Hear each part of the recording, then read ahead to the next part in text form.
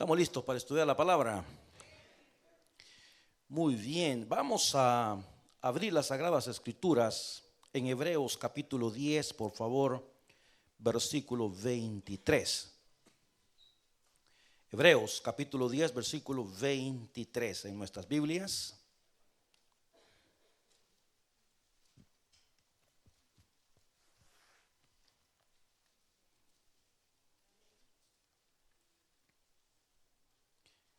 Cuando lo haya encontrado, dice amén. Bueno, mira, la palabra del Señor dice así: mantengamos firme, sin fluctuar, la profesión de nuestra esperanza, porque fiel es el que prometió. Y considerémonos unos a otros para estimularnos al amor y a las buenas obras. Y quiero que juntos repitamos este versículo 25, por favor. Todos juntos. El versículo dice: no dejando de congregarnos como algunos tienen por costumbre, sino una vez más, iglesia fuerte, no dejando de congregarnos, sino exhortándonos, y tanto más cuando veis que aquel día se acerca. Bueno, dice esta palabra: no dejemos de congregarnos. Hemos estado estudiando en las últimas semanas. La serie se llama Permaneciendo en la Fe y en la Verdad. Y los últimos mensajes estamos hablando de advertencias para no volver atrás.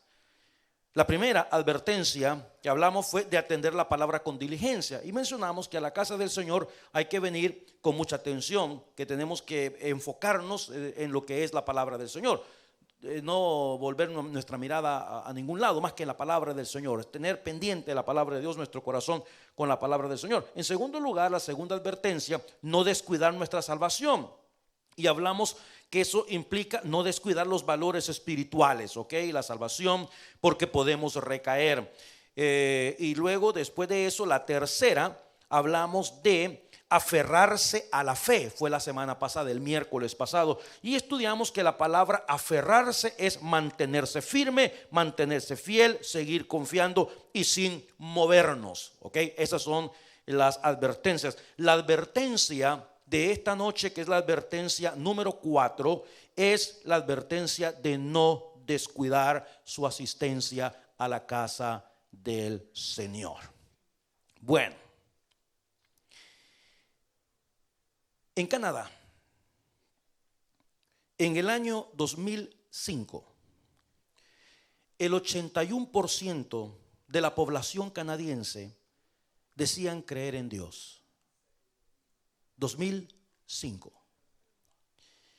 En el año 2017, 2 años atrás, el 65% nada más de canadienses dicen creer en Dios. Quiere decir que bajó del 81 al 65 en apenas 12 años, lo que está convirtiendo nuestra nación en una nación atea hasta cierto punto. Pero hay un buen porcentaje del 81 al 65, ¿ok? Personas que dicen que las creencias religiosas son importantes. Fue la pregunta que hizo la encuesta.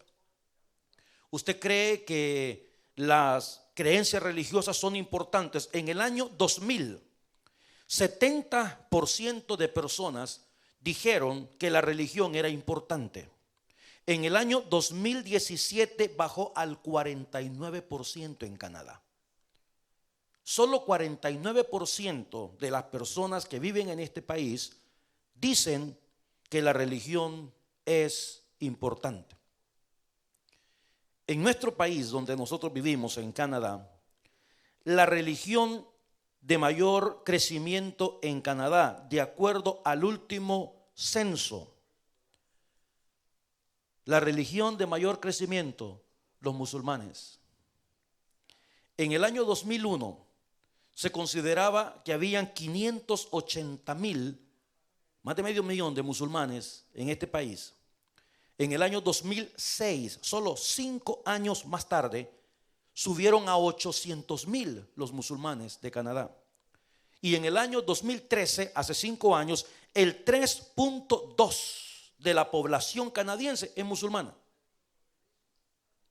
Piense, eso nos lleva a más de 1 millón de musulmanes en nuestro país, con una población hoy en día, de acuerdo al último censo, de 37 millones de personas, comparado con 326 millones de Estados Unidos, 130 millones de México y 208 millones de personas en Brasil.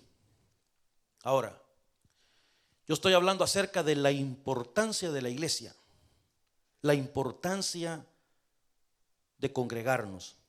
Y quisiera mostrar algunas imágenes en esta noche que nos pueden ayudar a entender estos conceptos. En The Globe and Mail, eso es lo que dice, porque no alcanzo a ver hasta ahí. Deja ver. Sí, The Globe and Mail. Apareció hace unos días usted lo puede buscar en internet, esta información está ahí. Immigrants providing a boost to declining church attendance in Canada. Y mire lo que le he puesto ahí a un ladito, dice, bueno, a mi derecha, abajo de la fotografía, habla, disculpe que le voy a dar la espalda porque no alcanzo a ver hasta allá. Emily Sam, a ver si esto pronuncia. Ok, Sam dice que ella cuando llegó a Canadá se sintió extremadamente solitaria cuando llegó de China, pero encontró fortaleza y encontró fe a través de un club de estudiantes cristianos en Simon Fraser University. Ok, usted sabe que en China la fe es controlada por el gobierno, a pesar de que hay un alto crecimiento, pero el gobierno sabe quiénes son las personas que reciben a Cristo, sabe quiénes se bautizaron, saben quiénes están al servicio voluntario de las iglesias, tienen un control bien estricto. Y bueno, hace 2 años que yo estuve en China, a mí me prohibieron por ser pastor tener que participar en cualquier tipo de actividad religiosa estando allá en China. Bueno, ahora a este lado, Eli Wu trajo a su esposa e hijo adolescente a Vancouver el verano pasado, emigrando de China en busca de una mejor educación para su hijo. No estaba buscando a Dios, pero después de llegar a Canadá se encontró en una dirección inesperada. Deje ver si pronuncia esto. ¿Perdón? Esto. A ver. Estaba encendido, deja ver.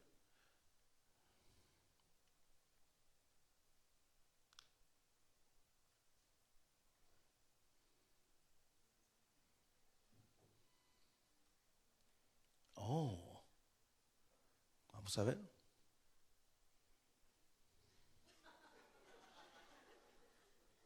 Pásenlo por favor, el mismo problema de siempre, Edward. Tú sos bueno para esto, mira si lo puedes arreglar. Vamos a ver la próxima. Sí puedo moverlo ahí, ¿verdad? ¿O no saben cómo? Tampoco. ¿La próxima?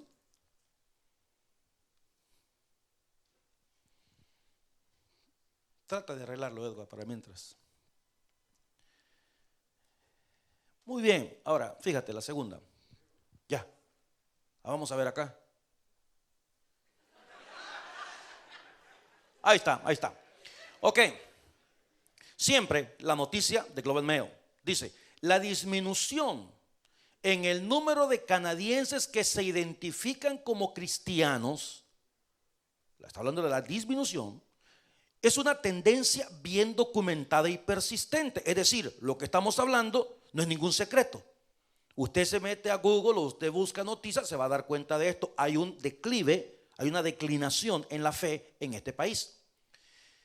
Pero entre las personas que asisten para los servicios de Navidad hay un número creciente ¿de qué? De inmigrantes, muchos de los cuales se han convertido al cristianismo. ¿Cuándo se convirtieron al cristianismo? Lea. Después de llegar aquí. A menudo están hablando de China. Los nuevos feligreses, como los estudiantes que internacionales, ojo con eso, ¿verdad, hermana Aide? Los nuevos feligreses, como los estudiantes internacionales, vienen ¿Por qué vienen a la iglesia? Está hablando de nuevos feligreses. Porque la iglesia les ofrece apoyo, les ofrece comunidad y les ofrece un escape de la soledad. Qué interesante se me hace esto. Entonces, prácticamente lo que nos está diciendo el artículo es algo similar, o es un fenómeno o una tendencia que sucede en el norte de América como en Europa. Usted se va a un país en Europa y se va a dar cuenta que el evangelio, las iglesias evangélicas no están creciendo, en el caso de España, con los españoles, hermano Miquel, sino con ¿quiénes? Con los inmigrantes.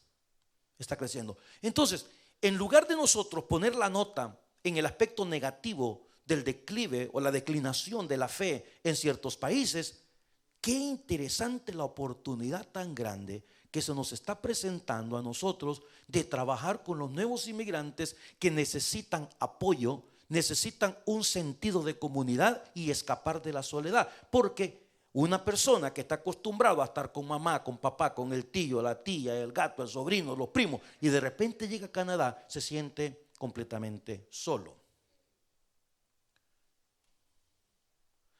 Ok, esa compañía que hace research e investigaciones con sede en Washington encontró que el porcentaje de canadienses que se identificaron como católicos disminuyó. Mire usted la disminución. Del año 71 al 2011, del 47 al 39% de católicos. Esto estamos hablando de Canadá. Ahorita le menciono México. Mientras que la proporción que se identificó como protestante, hermanos, protestantes somos nosotros, evangélicos, creyentes en Cristo, bajó del 41 al 27%. Que es algo estamos haciendo mal. Y no tiene nada que ver con la inmigración. La inmigración, hasta cierto punto, está colaborando con el incremento del evangelio en esta nación y ayudando, como dice el artículo inicial, a darle un boost, ¿verdad? A darle fuerza a lo que es el evangelio o que las iglesias tengan más personas.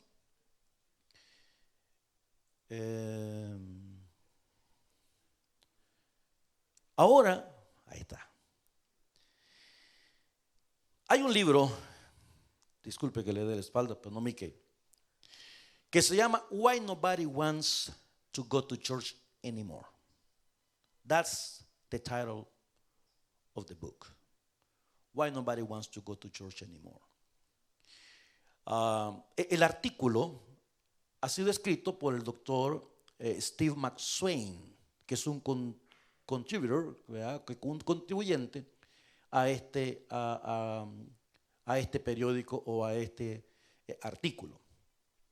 Dice, ese es el título de un nuevo libro escrito por Giovanni Schultz en Tom Schultz. Y es una pregunta que los que están dejando de asistir a las iglesias están más que listos para responder. Ok, ahora notemos que esto bajo el punto de vista también anglosajón, ¿verdad? No son las respuestas más comunes que damos nosotros los latinoamericanos. El problema es que muy pocos que están dentro están escuchando. ¿Ok? Aquí está hablando, por muchos y muchos años se habló how to close the back door, cómo cerrar la puerta de atrás. ¿Por qué personas que vienen a una iglesia no se quedan en la iglesia? ¿Cuál es el problema? ¿Qué cosas son las que hay que cambiar al respecto? Y sigue hablando, ese es el libro, ahí lo tiene el libro hasta a mi derecha ya.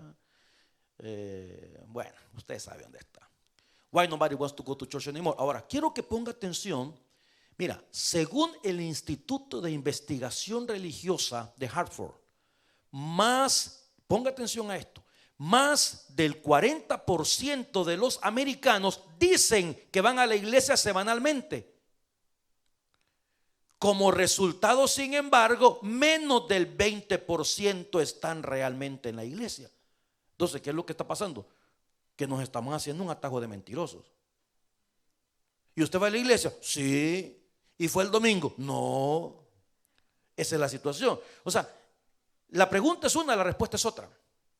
La pregunta que están haciendo es, usted va a la iglesia, pero lo que le están preguntando es, ¿do you go to church at all? Yes, sometimes. ¿Verdad? O sí, yo voy de vez en cuando, o qué sé yo, cuando me queda chance. Pero, hermano, ponga el 40% de los estadounidenses, de los americanos, dicen que van a la iglesia cuando en realidad menos del 20% están realmente en la iglesia. En otras palabras, más del 80% de los americanos están encontrando más cosas satisfactorias para hacer. Dígame usted, ¿cuándo? Los fines de semana. Esa hora, ese tiempo especial del domingo en la mañana, ese tiempo especial de adoración, ese tiempo especial cuando nos reunimos como iglesia para adorar, para exaltar, para consagrarnos al Señor, ya está pasando de moda de acuerdo a estas estadísticas o a estos artículos. Hubo alguien que le escribió a este señor y le dijo que la iglesia evangélica is not dying, it is in transition. Pero luego hubo un pleito ahí entre los dos. Dice, no, verdaderamente no. Las estadísticas no muestran simple y sencillamente. La iglesia puede estar en transición, pero mientras está en transición, igualmente está en declive, porque no está creciendo. Además, cada año, mire usted, entre 4,000 y 7,000 iglesias cierran sus puertas. That's a lot, hermano. Ahora, eso no es nada. El investigador bautista Tom Rainer, en un artículo reciente titulado 13 temas para las iglesias en el 2013, pone el cálculo aún más alto. Él dice que entre 8,000 y 10,000 iglesias probablemente cerrarán este año. Está hablando del año 2014. Ahora, give and take, margen de error, no sabría qué decirle al respecto, porque yo sé también que dentro de la Southern Baptist hubo una situación que nadie esperaba, y es por la manera como ellos cuentan las iglesias. Si yo fuera una persona que tengo a cargo plantación de iglesias, entonces yo reporto cuántas iglesias se han plantado, y ellos simple y sencillamente entregan números. Pero hace unos años, quizás 6, 7 años, para vergüenza de ellos lo digo, lastimosamente estas personas que estaban encargados, como la Southern Baptist, los bautistas del sur, mandan dinero por cada iglesia que se levantó, aparecieron unos individuos diciendo, hemos levantado 154 iglesias, hemos levantado 214 iglesias, y cuando pusieron a alguien para venir y revisar, resulta que no existían esas iglesias, eran iglesias fantasma. Lo estaban haciendo simplemente para que de head office mandara dinero para estas iglesias cuando en realidad no existían. Hubo uno de ellos que salió huyendo con no sé cuántos millones de dólares para Sudamérica, que es una situación terrible. Pero digamos que la cifra de 8 y 10 está demasiado alta. 4,000 que sean, es demasiado. Es demasiado. Bueno, el Instituto Nacional de Estadística, Geografía e Informática de México dice lo siguiente: hace 15 años el porcentaje de población identificado como católicos, ¿se puede usted imaginar? Era el 88%. Quiere decir casi 9 personas de cada 10 personas en la República Mexicana, con 130 millones de personas, se identificaba con la religión católica. Disminuyó a ¿qué? 82.9. Disminuyó, pero en comparación a Canadá, nada que ver. La proporción de mexicanos que se dicen católicos disminuye, mientras son más los que se declaran simpatizantes, ellos le llaman, de otras religiones. En total, 8.3 millones de mexicanos dijeron en el 2010 que eran parte de algún grupo protestante o evangélico. Sin embargo, 2.5 millones de algún otro grupo y 1.5 millones de testigos de Jehová, que esos están por todos lados. No hay duda que la cantidad de católicos en México ha disminuido. Están las cifras oficiales, pero también el número de mexicanos que, aunque se dicen católicos, ya no se casan por la iglesia, ya no bautizan a sus hijos, se redujeron a la mitad. Dijo en entrevista Elio Masferrer, investigador de la Escuela Nacional de Antropología e Historia. Es decir, estamos hablando de países como Canadá, países como Estados Unidos, países como México, países también como Brasil. 8 millones de mexicanos son cristianos evangélicos. En un país de 130 millones. Hay muchísimo trabajo todavía que hacer. Casi el 9% de la población, y de acuerdo a la tendencia seguirá creciendo. Dicen los que saben de materia de encuestas y de estadísticas que un 20% de evangélicos en un país tiene la capacidad para predicar el evangelio al 80% restante. Y ahora estamos hablando de un 9% en la República Mexicana. Ahora, ¿a qué se debe todo esto? Cuando Canadá ha sido un país fundamentado en los evangelios. Estados Unidos, un país fundamentado en los evangelios. La Constitución de los Estados Unidos, se menciona el nombre de Dios cantidad de veces. Los billetes de Estados Unidos. El presidente cuando hace la juramentación de cumplir la Constitución de la nación, al igual que los países latinoamericanos, todos mencionan el nombre de Dios. ¿Qué está pasando en nuestros días? El declive, la disminución comienza con una situación: dejar de asistir a la casa de Dios. Ahora estamos hablando de cifras a nivel mundial. ¿Por qué? Porque personas que creían en el Señor, sus hijos, la segunda generación, la tercera generación, la cuarta generación, se olvidan del evangelio. Cuando la Biblia dice: instruye al niño en su camino, y aun cuando fuere viejo, ¿qué dice la palabra? Vale la pena mencionar, para ser honestos con el texto, con ese versículo, que el idioma original no está diciendo instruye al niño en el evangelio, ¿ok? El texto original está diciendo instruye al niño con valores y con principios, cualquiera que sean.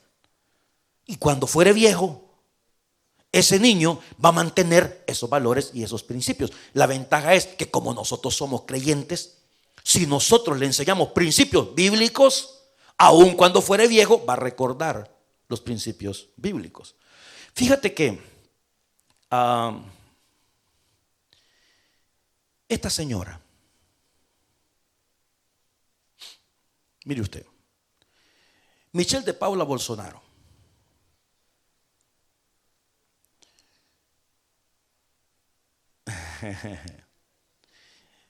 Michelle de Paula Bolsonaro es la esposa de Jair Bolsonaro, el nuevo presidente de Brasil.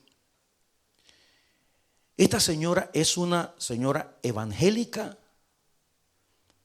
activa en su iglesia, protestante.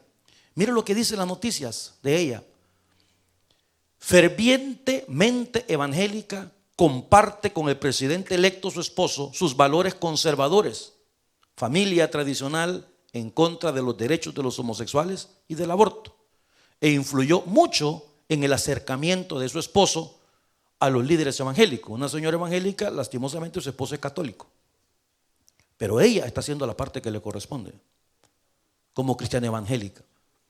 Ahora, ella proviene de una familia cristiana evangélica. Ella, yo no sé si en este próximo, no, ese es Juan Luis Guerra, pero ella se congrega, ahora está congregándose en una iglesia bautista. Pero su familia la instruyó en los caminos del evangelio, en los caminos del Señor. Y ahora es la esposa del presidente de Brasil, pero la señora sigue comprometida. Y esa foto que usted ve es porque, mire usted, es la misma señora, quien no se avergüenza de servir a Dios por medio de la iglesia, que no se avergüenza de poner el nombre del Señor en alto. ¿Qué es lo que estamos haciendo nosotros con las próximas generaciones? Si nuestro lema ahora como iglesia es alcanzando a las futuras generaciones, ¿cómo vamos a hacer para eso? Para que no suceda lo lo que ha venido sucediendo en nuestros países. La apatía de la juventud para no asistir más a la iglesia. La apatía de los niños para decir: es que no entiendo, es que no me gusta, es que no comprendo lo que dice el pastor en la iglesia. Ahora, gracias a Dios por personas, por ejemplo, como Juan Luis Guerra, que profesa su fe cristiana y habla de Dios sin reparos. Yo les comentaba a ustedes hace un tiempo que él lo invitaron a una entrevista y le dijeron: Juan Luis Guerra, queremos entrevistarlo, pero queremos hablar de su música, no queremos hablar de su Dios. Y él dijo: si usted no me permite hablar de mi Dios, yo no tengo nada que hablar con usted. Y todos sabemos la pasión con la que donde quiera que él va, él lo llevan a Viña del Mar, y en Viña del Mar él le da gloria a Dios. Gracias al Señor, gloria a Dios por mi salvación, por mi Señor Jesucristo. No le da pena ni le da vergüenza que le digan: ¿sabe qué? El próximo año no lo invitamos. Él no va. ¿Qué es lo que estamos haciendo nosotros? Mira, personas famosas que sus testimonios fíjate, yo no estoy hablando de la vida de estas personas ni las regadas que han cometido en la vida, porque la de ellos se sabe porque tienen vidas públicas. Las nuestras no se saben porque somos gatos. La verdad. Miau. ¿Cómo se pronuncia el apellido de ella? There you go. Go to Church en Santa Mónica. Usted escucha el testimonio de Dios. Mis padres me criaron en el camino del evangelio. Go to church every Sunday, twice. Y son personas, hermano, con mucha plata, y son personas con muchos compromisos, y son personas con un tiempo reducido, pero que entienden la importancia de asistir a la casa del Señor para adorar a Dios. Presbyterian Church. Ya.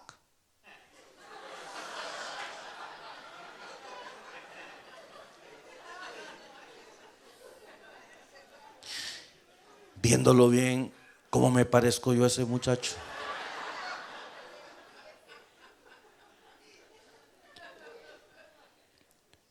Go to church in Los Angeles.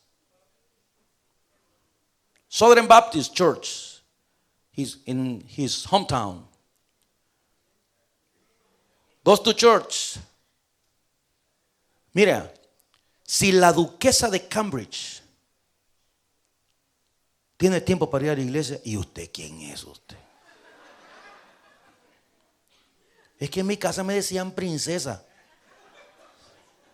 El problema es que se llama Juan.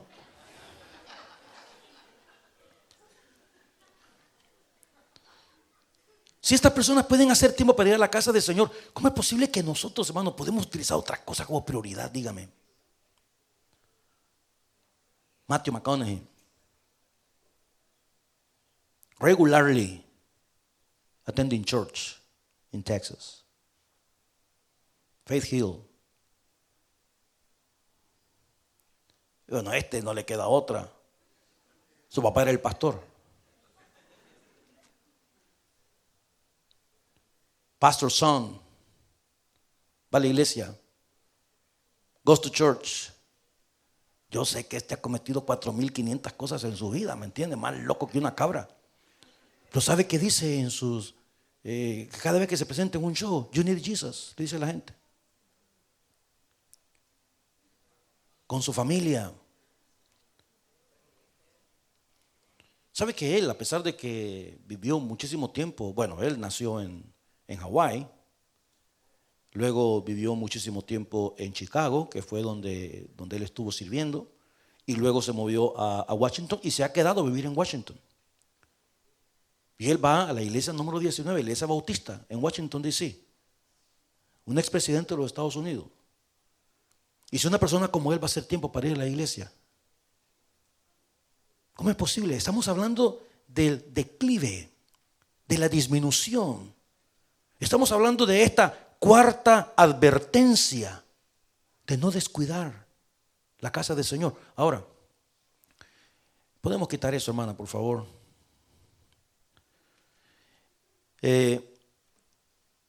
Todo esto tiene que ver con una mentalidad.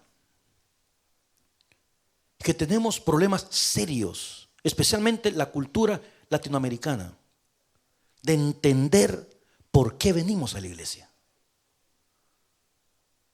Si usted pregunta a personas que se han retirado de la iglesia, le van a dar razones bobas por las que se retiraron. Pero razones bobas. Excusas. La iglesia solo le interesa el dinero, mucha gente hipócrita. Y son excusas tan bobas porque le voy a decir una cosa: no se necesita tener 3 dedos de frente para entender que las iglesias necesitan dinero para subsistir. Hay que pagar biles, hay que pagar todo, hay que pagar energía, hay que pagar agita, hay que pagar todo. Y no solamente eso, tenemos nosotros una misión que nos da la Escritura, que es de ir por todo el mundo, predicar el evangelio a todas las naciones, y eso se requiere de dinero. Dígame usted. Además, como le explicaba yo hace unas semanas, el gobierno nos reconoce como charity, caridad. Pero digo, es la mente pequeña, la mente tan corta, tan débil de nosotros latinoamericanos. A la iglesia no se viene a ver cómo vive la gente. Y si otras personas, porque el problema, repito, tiene mucho que ver con nuestra cultura, porque somos más metidos que otra cosa. Queremos estar en todo. Por eso el Facebook.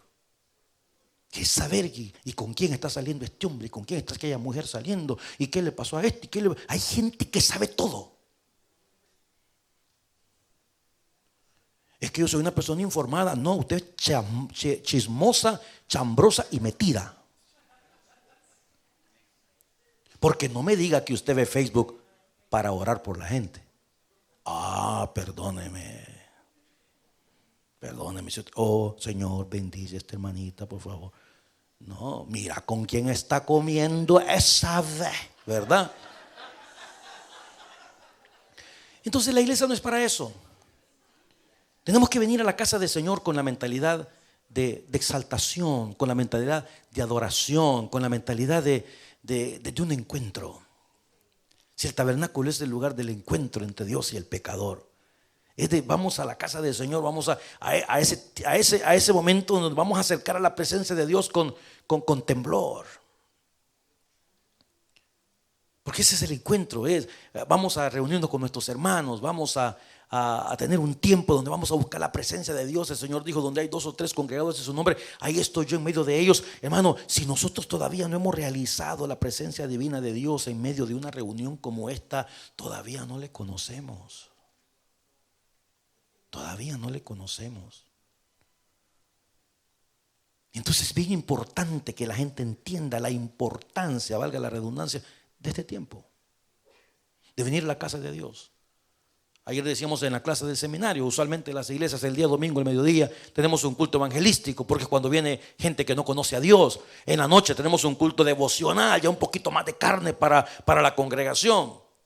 Y el día miércoles pues nos metemos un poquito más, ¿verdad? Porque es carne la que le damos a la iglesia para que podamos crecer, para que podamos madurar. Pero es importante entender eso. Es decir, yo para eso voy, a eso voy a la casa del Señor. Qué bonito ese tiempo especial. Yo tengo memorias aquí en mi cabeza de ver mamás jalando a sus niños para venir al culto. Aún en tiempo de nieve. Sus niños con sus botas, con sus grandes jackets, arrastrando a los micos del más chiquito, ¿verdad? Porque son una marimbita. Y el más pequeño que se tropieza y el otro que lo va jalando, lo sigue jalando. Pero ¿a dónde van? Vamos a la iglesia.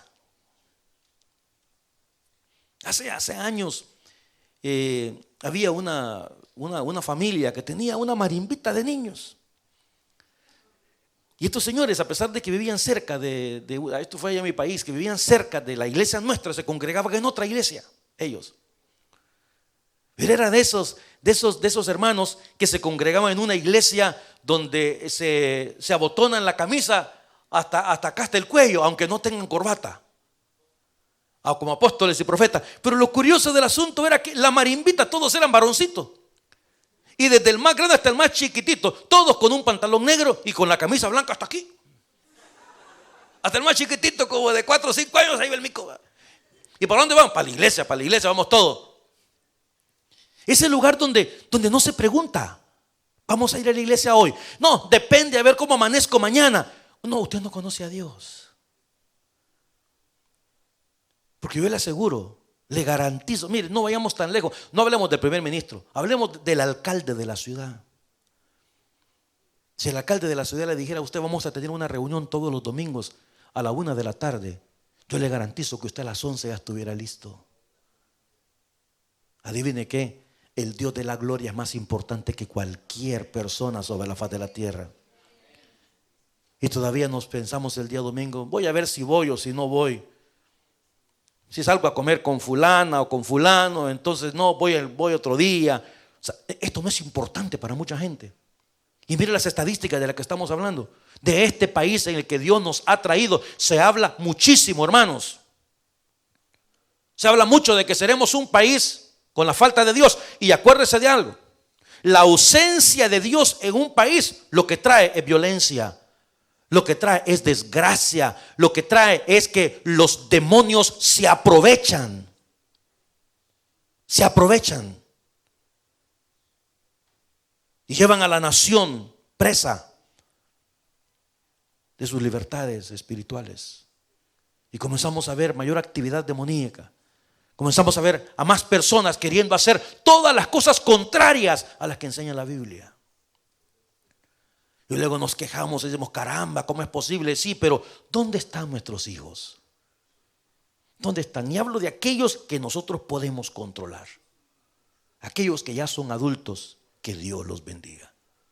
Si ellos han decidido no amar a Dios, no temer a Dios, no servir a Dios, no adorar a Dios, ¿qué podemos hacer nosotros? Por lo menos hicimos la parte que nos correspondía cuando todavía era tiempo. Cuando todavía se podía. Y no nos queda más que confiar que algún día el Señor los pueda traer. Pero comenzamos con nosotros, hermano. La responsabilidad grande que tenemos con las futuras generaciones. Un joven le dijo a un anciano, ¿para qué voy a ir a la iglesia? Ni siquiera me acuerdo el último sermón que el pastor predicó. Y el anciano le dijo, yo tampoco me acuerdo de la última comida que mi esposa me preparó, pero lo que sí estoy seguro es que la comida que me ha servido por estos 30 años me ha ayudado a tener vida hasta este momento. Es probable que no se acuerde usted del sermón que se predicó el domingo pasado. Es probable. Pero nos ha mantenido por 30 años. Nos ha nutrido por 30 años. Nos ha alimentado por 30 años. Algunos menos desnutridos, pero están vivos todavía.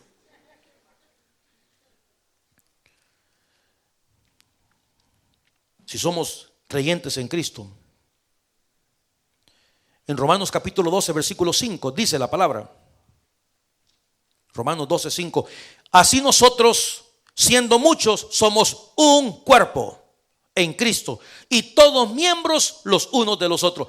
Iglesia, ponga atención a esto, somos un cuerpo. Tenga mucho cuidado con aquellas personas. Hoy estaba leyendo un artículo esta mañana de un hombre que escribió que dice, no tenemos que ir a la iglesia. Mire usted el artículo. No tenemos que ir a la iglesia porque Dios está en todas partes, dice este hombre. No tenemos que ir a la iglesia porque Dios está en todas partes. Sí, pero el versículo que leímos dice, no dejando de congregarnos, como algunos tienen por costumbre. ¿Por qué razón? Porque esto es corporal. Así que nosotros, siendo cuantos, iglesia, muchos, que somos un cuerpo en Cristo. Y tenemos que reunirnos como un solo cuerpo, como hacía el Señor con sus apóstoles. Como les dijo el Señor, vayan y espérenme en Jerusalén. Cuando estaban reunidos y el Señor se apareció, cuando el Señor estuvo con ellos, se cantaban himnos, se celebraba la cena del Señor, se creó la iglesia de Jerusalén, había un templo por muchos años, hubo un tabernáculo por muchos otros años. La idea de congregación, la idea de un cuerpo siempre ha existido y una persona no puede menospreciar. Yo no puedo poner mis intereses personales por encima de los intereses corporativos o corporales, que es el cuerpo de Cristo. Es mi responsabilidad como cristiano. Yo soy parte de un cuerpo. Yo no puedo decir, no, mire, Dios está en todos lados, yo no me congrego. Usted está en contra de la palabra del Señor, hermano. Y una persona que está en contra de la palabra, simple y sencillamente no puede estar haciendo la voluntad de Dios. Somos un cuerpo. Somos un cuerpo y necesitamos ser parte de ese cuerpo y adorar como un solo cuerpo, porque hemos sido creados para adorar a Dios. ¿Cómo vamos a crecer en el conocimiento del Señor? Usted no puede ser su propio maestro. Jesús fue el maestro de sus discípulos y luego ellos estuvieron con Jesús y fueron y les enseñaron a las otras iglesias, la de Galacia, la de Éfeso, la de Tesalónica, la de Colosas. Se necesita un maestro. Nosotros los pastores necesitamos a alguien, hermano, que nos nutra. Por supuesto que sí. Siempre estamos buscando a uno de esos pastores viejos, ¿verdad? Que ya tienen años y años predicando, que ya se la saben de todas, para que por lo menos a la distancia nos pueda ayudar con un montón de situaciones. Yo no puedo simplemente decir, no, yo ya sé todo, no necesito aprender de nadie. No se puede. Eso es un engaño de Satanás, el diablo. Hacerle creer a usted que no necesita del cuerpo de Cristo. Jesús dijo, separados de mí, nada podéis hacer. Yo soy la vid, vosotros los pámpanos. Y el pámpano, para que tenga vida, necesita estar pegado a la vid. Si usted arranca ese pámpano y lo hace a un lado, no, es que yo solo leo la Biblia, es que yo solo aquí, yo sé lo que hago, es que yo solo aquí estoy aprendiendo, es que yo solo... No puede estar usted en contra de la Escritura, hermano, si para eso tenemos la palabra. Pensemos en estas cosas. Y hay mucha gente que piensa así. No hay persona que debe tenerle más cuidado que aquel que cree o que piensa que ya lo sabe todo. Aquel que cree o que piensa que ya lo sabe todo.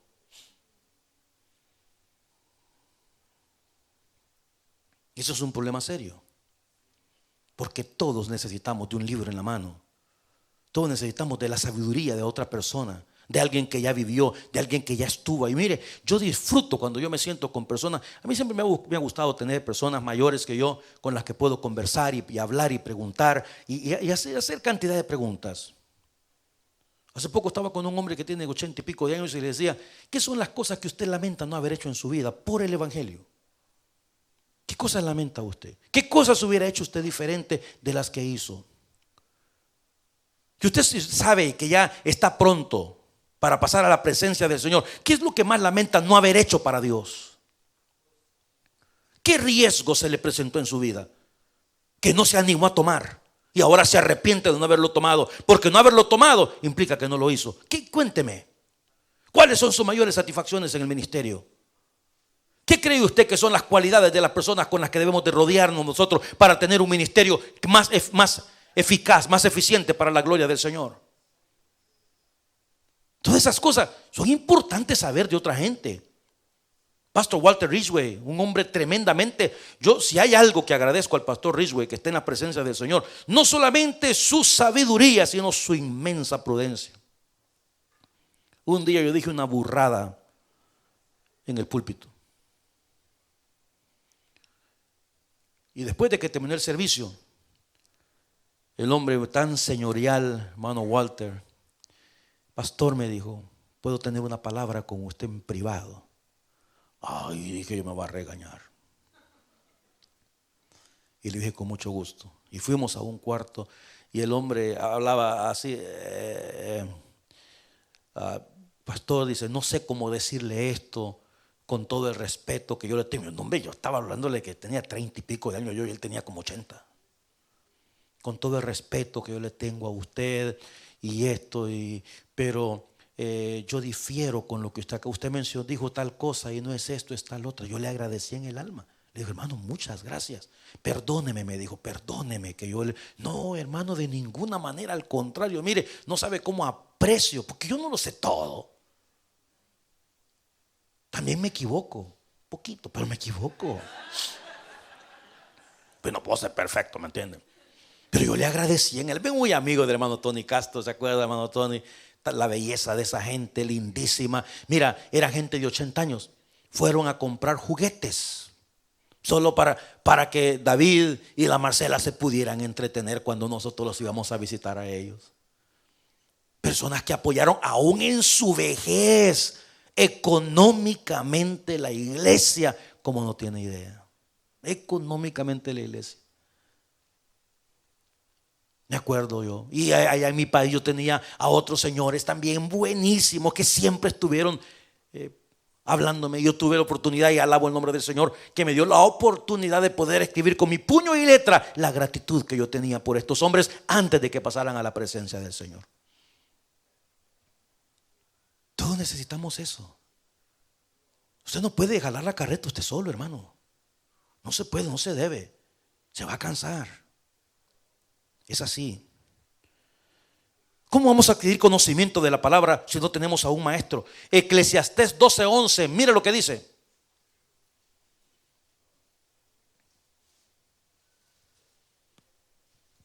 Las palabras de los sabios son como aguijones y como clavos hincados son las de los maestros de las congregaciones dadas por un pastor. Es que necesitamos un pastor. Si el Señor, Él fue el que instruyó, Él fue el que dijo, mire, necesitan ustedes quien les capacite, necesita quien les hable. Para eso los pastores vamos a la escuela, vamos a aprender, para eso vamos a la universidad, los maestros que están al frente de nosotros son personas sabias, gente que ya, mire, yo tomé una clase, hermano, en mi maestría, ¿ok? Donde el profesor dijo, prohibidas las Biblias en inglés. Yo tomé la clase de Gálatas. Prohibidas las Biblias en inglés y las Biblias en sus idiomas. Me van a traer el Nuevo Testamento griego, nada más. Y nosotros íbamos con el Nuevo Testamento griego. ¿Sabe qué llevaba él? Nada. Y se ponía en la pizarra y comenzaba. Gálatas capítulo 1, versículo 1, en griego. El versículo 2, en griego. El versículo 3, el versículo 4, y esta palabra significa tal cosa porque está relacionada con la otra. Y yo, ¿me entiende? Con la boca bien abierta. Y yo dije, ¿será que yo soy el único? Y todos la teníamos abierta. Claro, un profesor que tiene 35 años de dar la misma clase, se puede de memoria el libro de Gálatas en griego. Y sabe lo que significa cada cosa. Dígame usted, ¿para qué cree usted que va uno a la escuela? Para aprender, para poder después instruir a la gente. Ahora usted va a decir, no, es que a mí el Señor me ilumina. Ah, vaya pues. Por otro lado, es responsabilidad nuestra en la casa del Señor animar a otras personas. Es nuestra responsabilidad, hermano. Mire, si nosotros como iglesia, porque es en ese libro que vimos hace un rato, que dice que por qué ya no se debe de ir a la iglesia más, why people that don't go to church anymore. En ese libro, este hombre da 4 consejos para revertir esta situación. Y los 4 consejos, ¿sabe con qué tiene que ver? Con amor. Y es ese amor que no sucede accidentalmente, incidentalmente, sino intencionalmente. Si usted termina el servicio y usted dedica unos minutos, 2, 3, hermano, para saludar a una persona y verla a los ojos y poder sentir la carga de esa persona, y tomarle la mano y una oración de 1 minuto, 2 minutos, Señor, vamos a comenzar una semana o estamos a media semana, bendice a mi hermano, bendice su matrimonio, bendice a sus hijos. Que el resto de la semana sea una semana bendecida, Señor. Un abrazo. Ay, muchas gracias, hermana. Muchas gracias, hermano. Eso es animarnos y estimularnos los unos a los otros. Pero si usted vino con una carga profunda en su alma, en su corazón, vino acá, nadie lo peló, como dicen en México. Y así como entró, así se va. Y a veces aún con las parejas. Por eso es que la Biblia habla mucho de mentores, de personas que han crecido en la fe y en la madurez, que pueden bendecir y ayudar a otras personas. ¿Sabe qué dice la Escritura? A las mujeres mayores, a las ancianas, que deberían de ayudar y enseñar a las más jóvenes a vivir su vida. No, pero nuestra cultura, ¿sabe para qué es buena? Para criticar lo que están haciendo los jóvenes. Pero nadie le dice, mira hija, ¿será que puedes venir a mi casa tal día? Platiquemos, hombre, sentémonos. te voy a contar las historias por respeto, por algo. Esas cosas no pasan, porque todos estamos clavados en las cosas que nos interesan a nosotros nada más. Ya no hay más tiempo para hacer crecer a otras personas. Hermanos, esta cuarta advertencia es no descuidarnos la asistencia a la casa del Señor. Yo sé que estamos ocupados, yo sé que es complicado. Acabo de platicar con un hermano hace un momento y él vive en otro país. Y le dije, hoy es miércoles. Ya él está 3 horas adelante de nosotros. Hoy es miércoles. ¿Fuiste al culto? Y me dijo, no, pastor, no fuimos. No descuide su iglesia. No descuide. Esta mañana hablé con el pastor Jesús Londoño. Vamos a tener el privilegio de estar en conferencia de pastores en El Salvador en el mes de abril, con él y con los Marsh también. Y le conté y le dije, acabamos de terminar nuestra reunión de oración.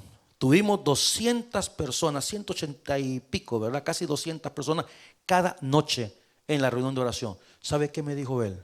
David me dijo, en Canadá, 200 personas orando cada noche.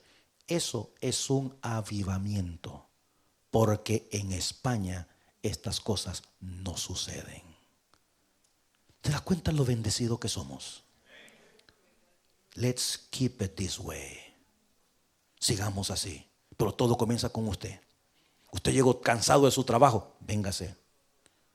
Llegó tarde a su casa, agarre un sándwich, véngase. Véngase. A sus hijos, fastídielos toda la vida. Vamos. A los que pueda, tráigalos. La casa del Señor. Y a los hijos. Y a los hijos de nuestros hijos. Y a los hijos de nuestros hijos. Pero esa es nuestra responsabilidad. Nuestra responsabilidad no solamente es con la generación que tenemos hoy en día enfrente de nosotros, sino con las futuras generaciones también. Amén. No dejando de congregarnos como algunos tienen por costumbre. Vamos a orar, demos gracias al Señor.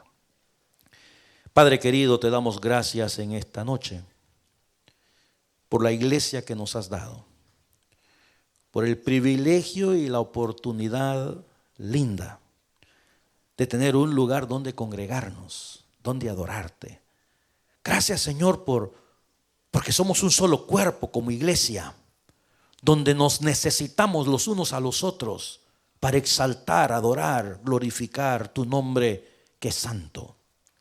Gracias, Padre bendito, por tu presencia con nosotros, prometida en tu palabra. Te honramos, Señor. Gracias, Padre, por volver tu mirada a nosotros, por inclinar tu oído al clamor de tu pueblo. Permite, Señor, que podamos ser firmes, fieles, que podamos aferrarnos a la fe en Cristo el resto de nuestros días. Bajo cualquier circunstancia, que aún en medio de la prueba, la tribulación, la enfermedad, que podamos decir como el apóstol, ¿quién me podrá separar del amor de Cristo? Ni lo alto, ni lo profundo, ni ninguna cosa creada. Que podamos ser firmes y fieles delante de tu presencia, mientras oramos todos en esta noche. Si usted nunca antes ha recibido a Cristo en el corazón, pero quisiera hacerlo hoy. Si usted dice, pastor, yo nunca he recibido a Cristo, pero siento el deseo en esta noche de entregarle mi vida a Dios. Si usted quiere recibir a Jesús ahí donde está, yo le invito para que le abra su corazón a Cristo y lo reciba como el Señor y el Salvador de su vida. Si hay alguna persona que quiere rendirle su alma al Señor, póngase de pie donde está o levante su mano y déjenos orar por usted. Venga a los pies de Jesús, entréguele su vida a Cristo. Usted que nos mira por internet, usted puede hacer lo mismo también. A través de una oración de fe, dígale, Señor, en este día te entrego mi vida. Te doy gracias por lo que hiciste en la cruz, al poner tu cuerpo y derramar tu sangre. En este día te recibo como mi Señor y mi Salvador personal. Si usted hizo esta oración, le animamos a crecer en el conocimiento de Jesús y de su santa y bendita palabra. Padre querido, llévanos con bien a casa. Te adoramos y te bendecimos en el nombre de Jesús. Amén. Iglesia, que la paz de Cristo les acompañe, que Dios me los bendiga. No olvidemos mañana arranca la lectura de la Biblia, ¿verdad? Para los que quieran venir a leer la palabra del Señor el día de mañana jueves. Viernes, casas de oración, y los jóvenes también se reúnen acá. El sábado, la clase del seminario con el pastor Emerson también. Bendiciones, mis amados. Dios me los bendiga a todos.